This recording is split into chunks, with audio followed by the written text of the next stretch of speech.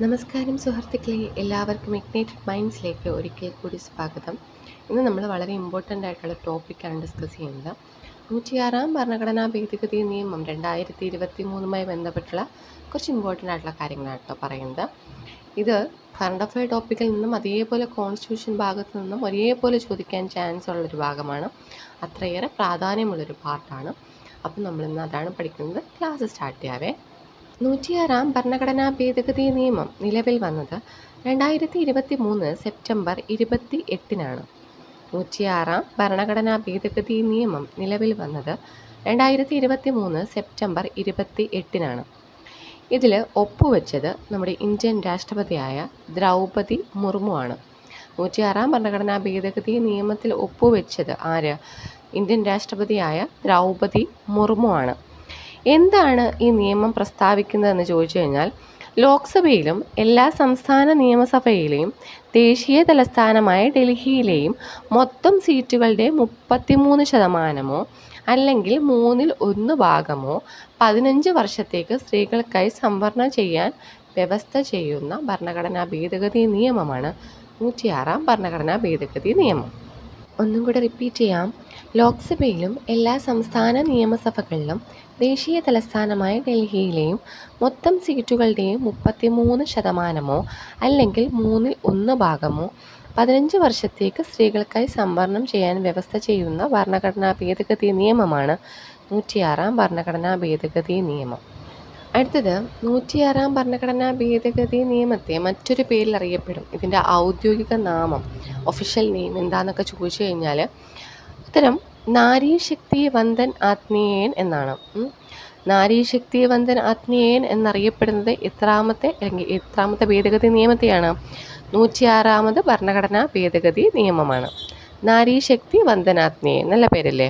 അപ്പോൾ നാരി എന്ന് കേൾക്കുമ്പോൾ നമുക്ക് മനസ്സിലാവും സ്ത്രീകളുമായി ബന്ധപ്പെട്ടുള്ള എന്തൊക്കെ അവകാശങ്ങളും കാര്യങ്ങളും ഒക്കെയാണെന്ന്. നാരി ശക്തി വന്ദനാത്മീയൻ എന്നറിയപ്പെടുന്നത് 106 ഭരണഘടനാ ഭേദഗതി നിയമത്തെയാണ്. പിന്നെ ഈ GST ഒക്കെ പഠിച്ചപ്പോൾ നമ്മൾ ബിൽ നമ്പേഴ്സും കാര്യങ്ങളൊക്കെ പഠിച്ചിട്ടുണ്ട്. അതുപോലെ ഇതിലെ ബിൽ നമ്പർ പഠിച്ചു വയ്ക്കുക. 128 ഭരണഘടനാ ഭേദഗതി ബിൽ പ്രകാരം നിലവിൽ വന്ന ഭരണഘടനാ ഭേദഗതി നിയമം ഏതാണെന്ന് ചോദിക്കാം. 106 ഭരണഘടനാ ഭേദഗതി നിയമമാണ് വന്നത്. എന്താണ്? 128 ഭരണഘടനാ ഭേദഗതി ബിൽ പ്രകാരം നിലവിൽ വന്ന ഭരണഘടനാ ഭേദഗതി നിയമമാണ് 106 ഭരണഘടനാ ഭേദഗതി നിയമം.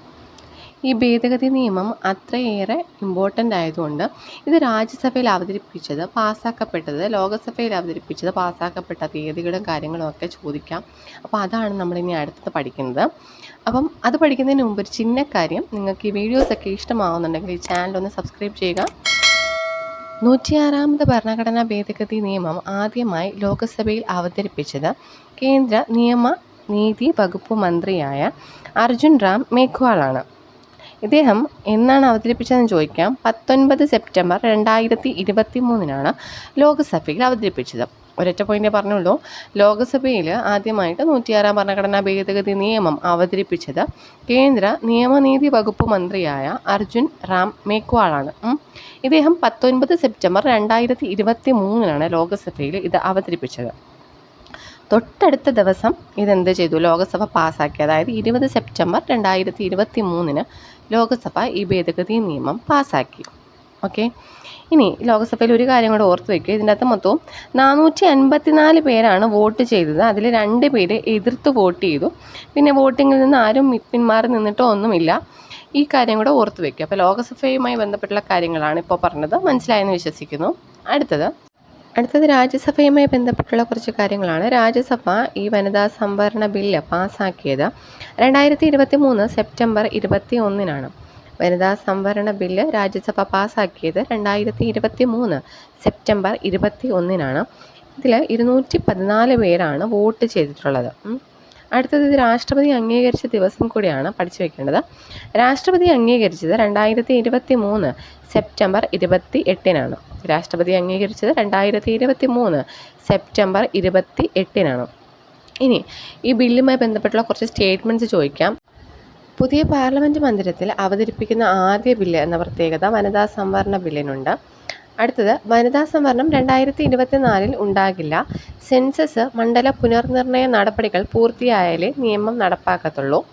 സംവരണം 15 വർഷത്തേക്ക് തുടരുമെന്നും സ്ത്രീകൾക്ക് സംവരണം ചെയ്ത സീറ്റുകളിൽ SC ST വിഭാഗങ്ങൾക്കും സീറ്റുകൾ ഉണ്ടായിരിക്കുമെന്നും ബില്ലിൽ എന്ത് ചെയ്യുന്നുണ്ട്, നിർദ്ദേശിക്കുന്നുണ്ട്. ഡീലിമിറ്റേഷൻ ശേഷം സംവരണം പ്രാബല്യത്തിൽ വരുമെന്നും ബില്ലിൽ പറയുന്നുണ്ട്. ബിൽ പ്രകാരം ഓരോ മണ്ഡല പുനർനിർണയത്തിന് ശേഷവും സ്ത്രീകൾക്കായി സംവരണം ചെയ്യുന്ന സീറ്റുകൾ മാറി വരും. ഇത്തരം കാര്യങ്ങളെല്ലാം ഇതിൽ പറയുന്നുണ്ട്, വനിതാ സംവരണ ബില്ലിൽ പറയുന്നുണ്ട്. ഇത് മാത്രമല്ല, നമ്മുടെ നിലവിലെ ലോക്സഭയിൽ വനിതകളുടെ സീറ്റ് എന്ന് പറയുന്നത് 543 മൊത്തം സീറ്റുകൾ 82 വനിതകൾക്ക് വേണ്ടിയിട്ട് റിസർവ്ഡ് ആണ്. പക്ഷേ ഈ ഭേദഗതി നിയമം പ്രാബല്യത്തിൽ വന്നാൽ 543-ൽ 181 സീറ്റുകളും വനിതകൾക്ക് വേണ്ടിയിട്ട് സംവരണം ചെയ്യപ്പെട്ടിട്ടുള്ളതായിരിക്കും കേട്ടോ. അതിൻ്റെ അകത്ത് വന്നൊരു പ്രത്യേകത. അപ്പോൾ ഈ ഒരു പോയിന്റുകളും കാര്യങ്ങളും കൂടെ ഒന്ന് ഓർത്ത് വെച്ചേക്കുക. ഒരു കാര്യം കൂടെ പറയാനുണ്ട്, രാജ്യസഭയിലും സ്റ്റേറ്റ് ലെജിസ്ലേറ്റീവ് കൗൺസിലുകൾക്കും എന്ത് കാണില്ല, വനിതാ സംവരണം ഉണ്ടാവില്ല. അടുത്തത് വനിതാ സംവരണ നിയമത്തെ തുടർന്ന് അനുച്ഛേദങ്ങളിൽ വന്ന മാറ്റങ്ങളാണ്. ഈ 106-ാം ഭരണഘടനാ ഭേദഗതിയെ തുടർന്ന് അനുച്ഛേദങ്ങളിൽ വന്ന മാറ്റങ്ങൾ കൂടെ ഓർത്ത് വെക്കുക. ആർട്ടിക്കിൾ 239A ഈ അനുച്ഛേദത്തെ എന്ത് ചെയ്തു, ഇതിൽ ഭേദഗതി ചെയ്തു. അതായത് ആർട്ടിക്കിൾ 239A എന്ത് ചെയ്തു, ഭേദഗതി ചെയ്തു. പിന്നീട് 330A, 332A, 334A ഈ 3 ആർട്ടിക്കിളുകളും ഈ ഭേദഗതിയിൽ ഉൾപ്പെടുത്തി. ഇത്രയും കാര്യങ്ങളാണ് ഈ അനുച്ഛേദങ്ങളിൽ വന്ന മാറ്റങ്ങൾ. അപ്പം ഇത്രയും കാര്യമെങ്കിലും ഈ ഭരണഘടനാ ഭേദഗതിയെക്കുറിച്ച് മിനിമം ഓർത്ത് വെക്കുക. അപ്പോൾ അത്രയേ ഉള്ളൂ ഇന്നത്തെ ക്ലാസ്. നിങ്ങൾക്ക് ഇത്രയും കാര്യങ്ങൾ വ്യക്തമായി മനസ്സിലായി എന്ന് വിശ്വസിക്കുന്നു. എല്ലാവർക്കും ഒത്തിരി നന്മകൾ നേർന്നുകൊണ്ട് ഇന്നത്തെ ക്ലാസ് അവസാനിപ്പിക്കുന്നു. It's me Nasrin from Ignited minds. Thank you.